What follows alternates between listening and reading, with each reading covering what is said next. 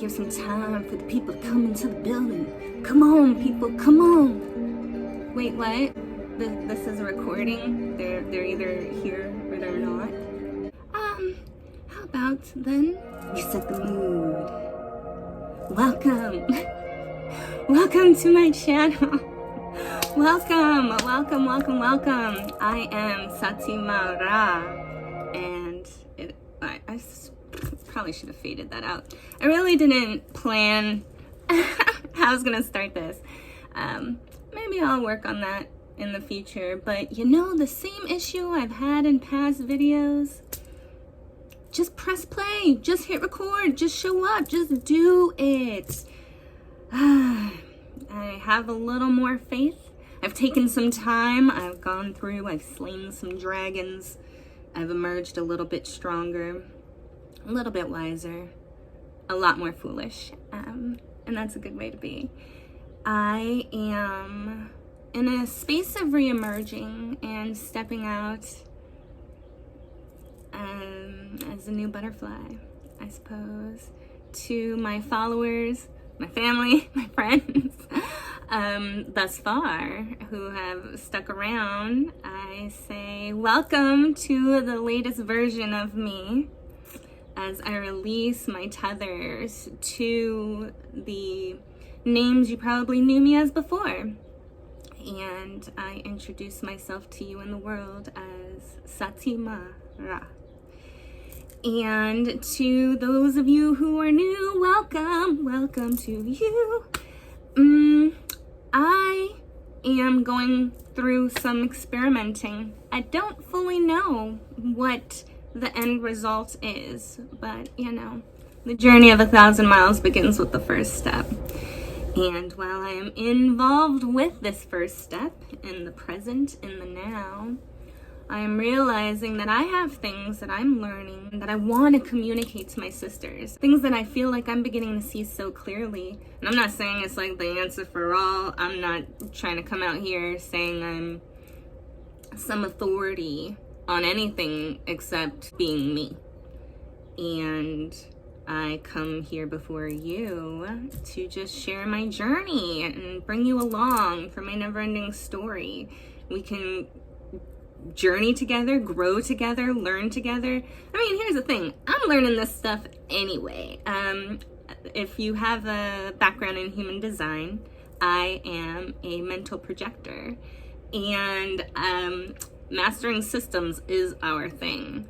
And on my journey to remembering my wholeness, I wouldn't call myself a master, but I've dabbled deeply with many different systems, behavioral sciences, metaphysics, philosophy, theology, many different religions. A lot of the things that are involved with questioning the nature of, reality. I mean, I'm also at a spot right now, as of today, where I'm like, wow, did I get duped into really pondering a whole lot of stuff that doesn't matter?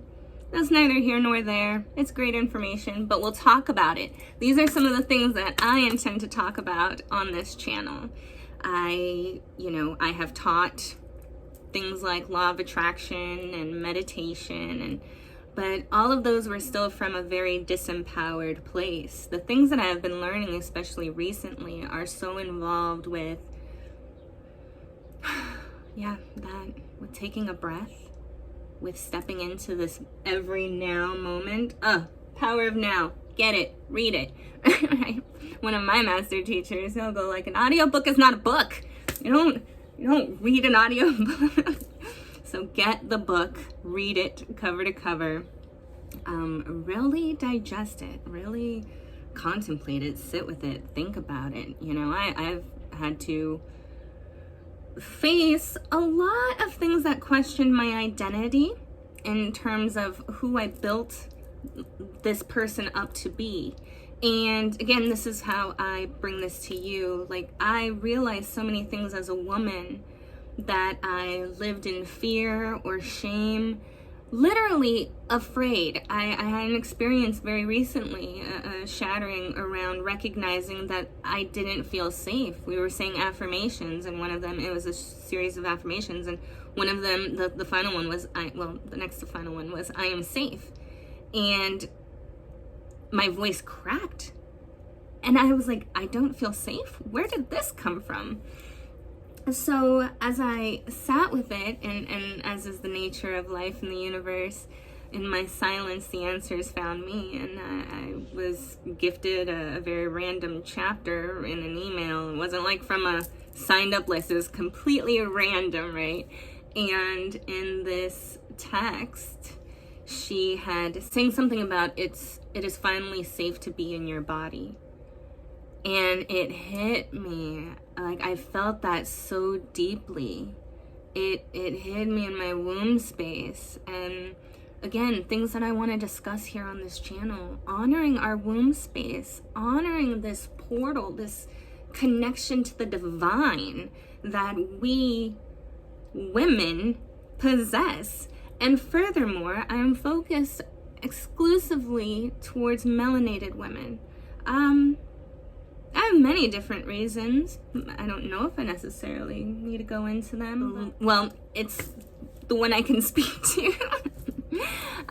It's my niche, I suppose, and you know, maybe I suppose I could go even further, and my mixed niche. I'm definitely connected more so. Well, actually, here's the thing.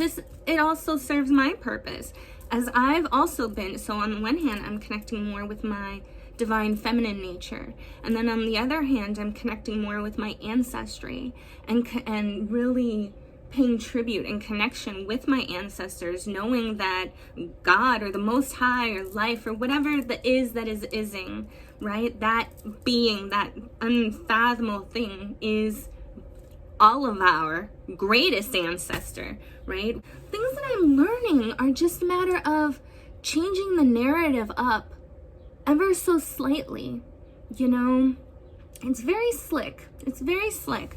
And this is why things like affirmations work, and why when you need to say them repetitively in order to really reprogram your mind, because it will default back to past understandings of things. And so when I realized this whole identity that I've built around myself as a woman, and how I think I need to be in this world, and I look back on that, and I see that some of that, not that it doesn't matter, but it was just ever so slightly deterred, ever so slightly misguided. It was just taken off course, just a little. It's just like, just off a hair, you know? I mean, but that hair has made all the difference. So this is where I find myself now when I think about something as sacred as blood, right? If you look at any traditions, blood is something very sacred. It transmits energy, information.